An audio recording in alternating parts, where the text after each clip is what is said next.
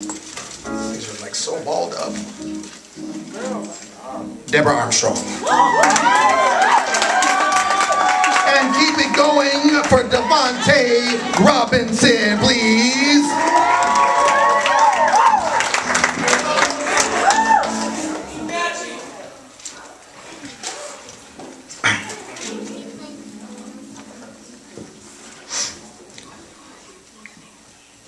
Mom, I understand you love him, but bruises and busted lips don't mean he loves you back. I remember it like it was tomorrow. My mom has always been a pretender. She presents her mask and jacket very well. The mask was to conceal her features from the truth of reality, and her eyes was like open books that she tried to cover up and hide the illustration in them, because her pupils was her.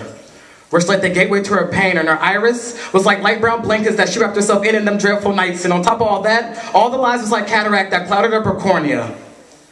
And she also loved wearing her insecure jacket. Her pockets was like bloody timelines, and as you dig deep, it only kept getting worse. And her hood blinded the knowledge of common sense to leave him. As her jacket zips up, the zipper teeth was like his hands intertwining with her throat. And it all started off just because she was a few minutes late coming home from work. I saw everything. My door cracked open was like me seeing the real husband and her perspective. And what began as a verbal fight transformed into knuckles. And those 5 knuckles described his role as a human. His thumb was always pointing down south, because being a real man, you move rapidly, but in the negative direction. His index stored the index of their marriage. It showed how much of a coward he is. She knew she should have left him, but I don't think she got the point. And the middle finger most definitely meant fuck you. And the ring finger might as well have been sliced off, because obviously sacred vows don't mean shit to you. And lastly, the pinky. The pinky was just another finger to complete your fist. That fist connected with my mom's jaw like when I was playing with my Legos in the next room, trying to veto out the screams that my mom produced across my eardrums. Next, he busted her nose.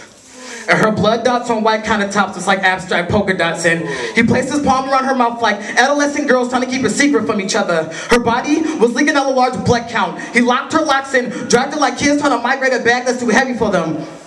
Her blood streak was like a path of pain spilled all over the floor tiles. She got 36 stitches over her left eye and suffered really severe head trauma.